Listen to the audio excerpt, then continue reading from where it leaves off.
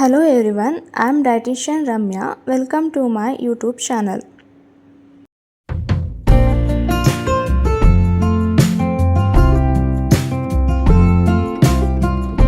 ಇವತ್ತಿನ ವಿಡಿಯೋದಲ್ಲಿ weight loss diet ಬಗ್ಗೆ ತಿಳ್ಕೊಳ್ಳೋಣ. ವೆಯ್ಟ್ ಲಾಸ್ ಮಾಡಬೇಕು ಅಂತ ತುಂಬ ಜನ ರಾಂಗ್ ಮೆಥಡ್ನ ಯೂಸ್ ಮಾಡ್ತಾರೆ. ಸ್ಕಿಪ್ಪಿಂಗ್ ಮೀಲ್ಸ್ ಅಂದರೆ ಉಪವಾಸ ಮಾಡೋದು. ಊಟ ಸ್ಕಿಪ್ ಮಾಡೋದ್ರಿಂದ ದೇಹದಲ್ಲಿ ಎನರ್ಜಿ ಇರೋದಿಲ್ಲ. ಮೂಡ್ ಸ್ವಿಂಗ್ಸ್, ಇರಿಟಬಿಲಿಟಿ, ವೀಕ್ನೆಸ್ಗಳು ಆಗೋ ಸಾಧ್ಯತೆ ಇದೆ.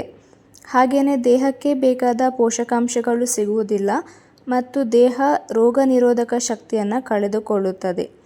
ಡೈಜೆಸ್ಟಿವ್ ಸಿಸ್ಟಮ್ ಸರಿಯಾಗಿ ವರ್ಕ್ ಆಗೋದಿಲ್ಲ. ಇದರಿಂದ ಗ್ಯಾಸ್, ಹೊಟ್ಟೆ ಉಬ್ಬರ ಇನ್ನೂ ಹೆಚ್ಚು ಸಮಸ್ಯೆಗಳು ಕಾಣುತ್ತವೆ. ಕೆಲವರು ಪ್ರೋಟೀನ್, ಫ್ಯಾಟ್ ಫುಡ್ಗಳನ್ನು ಕಂಪ್ಲೀಟಾಗಿ ಅವಾಯ್ಡ್ ಮಾಡಿ ಸೊಪ್ಪು ತರಕಾರಿಗಳನ್ನು ಮಾತ್ರ ತಿಂತಾರೆ. ಇದರಿಂದ ಪೋಷಕಾಂಶಗಳ ಕೊರತೆ ಉಂಟಾಗುತ್ತದೆ. ಪ್ರೋಟೀನ್ ಫುಡ್ಗಳು ನಮ್ಮ ಮಸಲ್ಸ್ಗಳಿಗೆ ತುಂಬಾ ಇಂಪಾರ್ಟೆಂಟ್. ಈ ಮೆಥಡ್ಗಳಿಂದ ವೆಯ್ಟ್ ಲಾಸ್ ಆಗುತ್ತೆ, ಆದರೆ ದೇಹದಲ್ಲಿ ನಿಶಕ್ತಿ, ಲೋ ಇಮ್ಯುನಿಟಿ, ಪೋಷಕಾಂಶಗಳ ಕೊರತೆ ಕಾಣುತ್ತದೆ.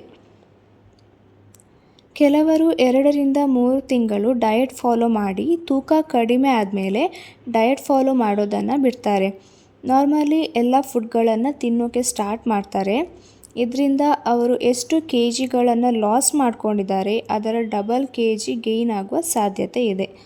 ಆದ್ದರಿಂದ ವೆಯ್ಟ್ ಲಾಸ್ಗೆ ಸರಿಯಾದ ಮೆಥಡನ್ನು ಫಾಲೋ ಮಾಡಬೇಕು. ಡಯಟ್ ಜೊತೆ ಫಿಸಿಕಲಿ ಆ್ಯಕ್ಟಿವ್ ಆಗಿರಬೇಕು. ಹಾಗಾದರೆ ವೆಯ್ಟ್ ಲಾಸ್ ಡಯಟ್ ಹೇಗೆ ಇರಬೇಕು ಅಂತ ನೋಡೋಣ. ಒಂದು ಪ್ಲೇಟಲ್ಲಿ ಕಾಲು ಭಾಗದಷ್ಟು ಮಾತ್ರ ಕಾರ್ಬೋಹೈಡ್ರೇಟ್ ಇರಬೇಕು. ಕಾರ್ಬೋಹೈಡ್ರೇಟ್ ಫುಡ್ ಅಂದರೆ ಅಕ್ಕಿ, ಗೋಧಿ, ರಾಗಿ, ರವೆ. ಇನ್ನು ಕಾಲು ಭಾಗದಷ್ಟು ಪ್ರೋಟೀನ್ ಇರುವ ಆಹಾರಗಳು ಅಂದರೆ ಮೊಟ್ಟೆ, ಮೊಸರು, ಕಾಳುಗಳು, ಪನ್ನೀರ್, ಚಿಕನ್, ಫಿಶ್. ಇನ್ನು ಅರ್ಧ ಭಾಗದಷ್ಟು ಸೊಪ್ಪು ತರಕಾರಿಗಳು ಇರಬೇಕು. ಹಾಗೆಯೇ ಹೆಲ್ತಿ ಫ್ಯಾಟ್ಸ್ಗಳನ್ನು ಇನ್ಕ್ಲೂಡ್ ಮಾಡಬೇಕು. ಅದು ಡ್ರೈ ಫ್ರೂಟ್ಸಲ್ಲಿ, ಬಟರ್ ಫ್ರೂಟ್, ಫಿಶ್ಗಳಲ್ಲಿ ಸಿಗುತ್ತೆ.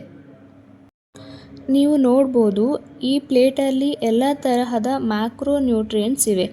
ಅಂದರೆ ಕಾರ್ಬೋಹೈಡ್ರೇಟ್, ಪ್ರೋಟೀನ್, ಫ್ಯಾಟ್, ಫೈಬರ್. ಈ ರೀತಿ ಡಯಟ್ ಮಾಡೋದ್ರಿಂದ ಹೆಲ್ತಿಯಾಗಿ ವೆಯ್ಟ್ ಲಾಸ್ ಮಾಡ್ಕೋಬೋದು. ವಿಡಿಯೋ ಇಷ್ಟ ಆದರೆ ಲೈಕ್, ಶೇರ್ ಆ್ಯಂಡ್ ಸಬ್ಸ್ಕ್ರೈಬ್ ಮಾಡಿ. ಇನ್ನೂ ಹೆಚ್ಚು ವಿಡಿಯೋಗಳಿಗೆ ಕಮೆಂಟ್ಸ್ ಮಾಡಿ.